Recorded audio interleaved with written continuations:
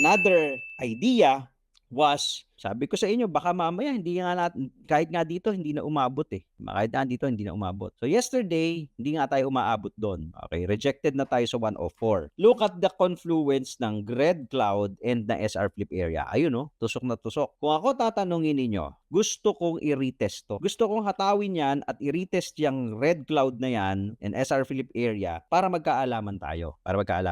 Mas magandang i-retest 'yan. Ngayon, yung retest na 'yon, kung masyadong malakas pa rin talaga yung bears, tulo ka. Ano next support mo? Around 96,000, 98,000 area. 95, 96,000 area. That will be your next support, which will also coincide, may confluence na naman dito sa parallel channel natin. Okay, and mga trades po dito, daily chart natin. Okay, ito yung previous area bago nag-breakout. Consolidation, break. So this is another SR flip area na next. Pag mauntog dyan, ni-retest, bam, at malakas yung bears, pwede ka mag-96. Pwede ba, Tito, diretso yun na 96, hindi na umakyat dyan?